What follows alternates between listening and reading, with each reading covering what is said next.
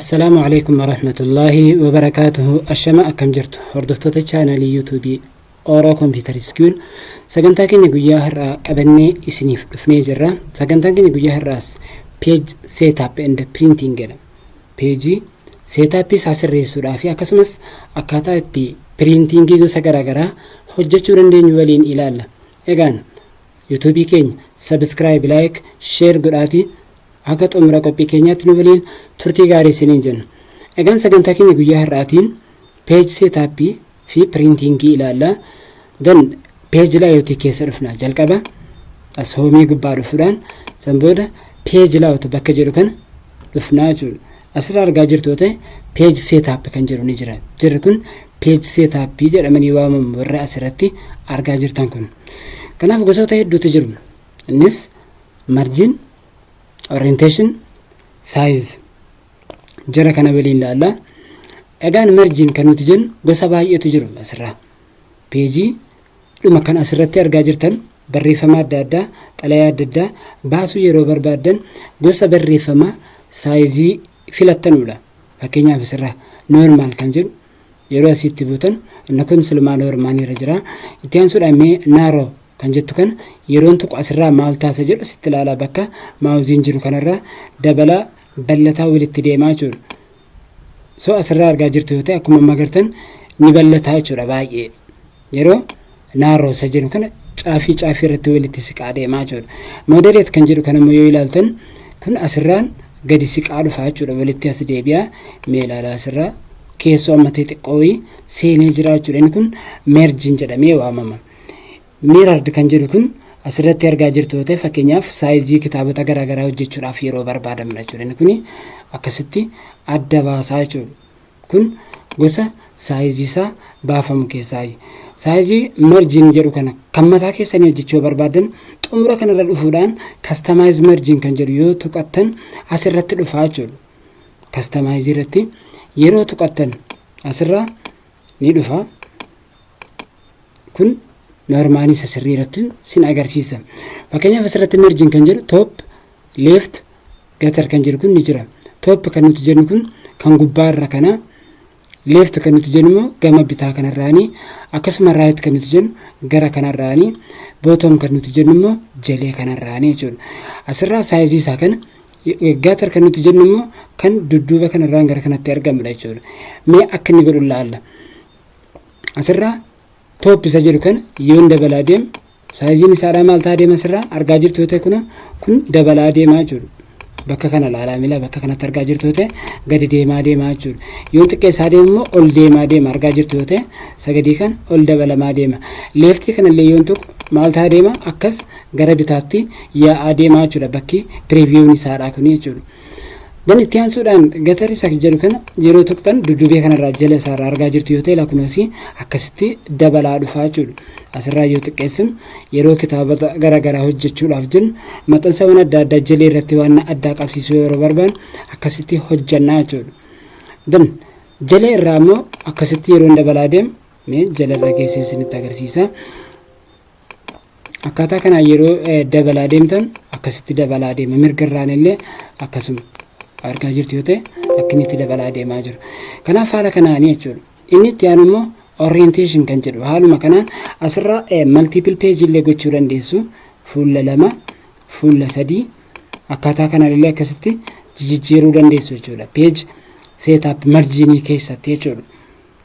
Inni kun kana fakkaata. Inni lammaffaan orientation isa jennudha jechuudha. Orientation kan nuti jennus page layout keessa galleetiyyuu as dhufna orientation kan nuti jennu. Orientation jechuun akkaataa taa'umsa fuula peejii waraqaa nuti irratti barreessinuuti jechuudha. Inni kun tokko kan sirrii gadee dhaabatu kanaa jechuudha. Inni kun kan sirrii qaxxalee dhaabatu kun orientation jedhamee waamamaa jechuudha. Inni lammataa landscapeidha. Landscape jechuun dalga kan ciisu jechuudha. Inni kun yeroo filattan akkasitti bal'ataa jechuudha. Baay'ee bal'ataa. Page setupin akkasitti dalga dheeraadha. Landscape jechuudha. Kanaaf garaagarummaan jira kana lamaan gidduu jiru kana. Orientation jechuun xalayaa adda addaa ol qabnee barreessina yoo ta'e akkasitti sirriidhaan bifanni jiru kanaan kan barreessinu. Wantoota teebilee adda addaatiin barreessinu dalga dheeratan kan ammoo kana dalga ciibsuudhaan bakka kanarratti hojjechuu dandeenya jechuudha. Egaan orientation inni jennu inni lammaffaan kana fakkaata. Itti aansuun inni sadaffaan saayiziidha. Saayizii jechuun yookiin immoo bal'ina isaati. Egaan saayiziin gosa garaagaraa hedduutu jira.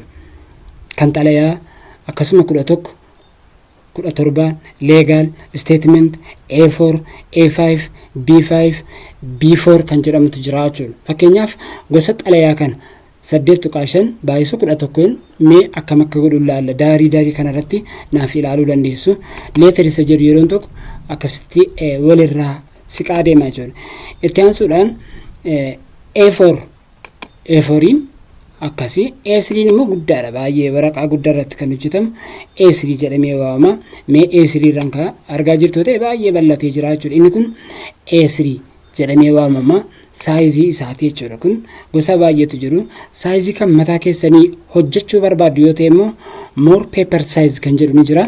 Asirratti dhuftanii yeroo tokko tuqattu. Erga tuqattanii bakka kanarraa wiilzii fi heerzii isaa dalgaa fi olee isaadha dabaluu barbaadu yoo ta'e akkasitti yeroo tuqtan kun preview kanarratti ilaalaa bakka kanarratti ni dabala ni xiqqaataa jechuudha. Argaa jirtu ta'e akkasitti.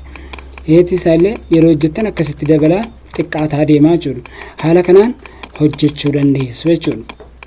Peeparii keessan fuullee isaa irratti haala kanaan bifa salphaatiin hojjechuu ni danda'ama jechuudha.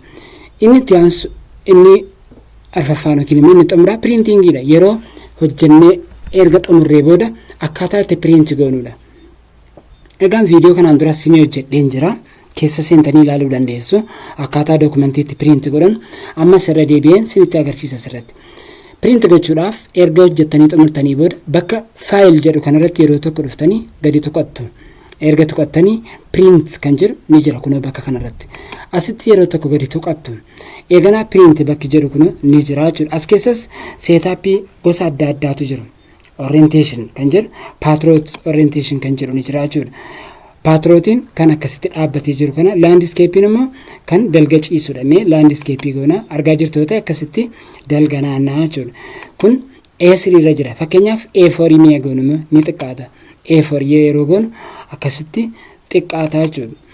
Bifa wal fakkaataa ta'een illee yeroo hojjechuu barbaaddan akkaataa kana print on sides saayidii tokko qofa irratti gochuu yoo barbaadan illee haala kanaan filachuu dandeessu. Dan print all page jechuun al tokkicha peejii 15-20 hojjetamee jira yoo ta'e print gochuudhaaf kan itti gargaaramtanidha. Garuu yeroo hedduu kan isin gorsinu print current page isa jedhu yoo filataa deemtanii baay'ee murteessaadha jechuudha.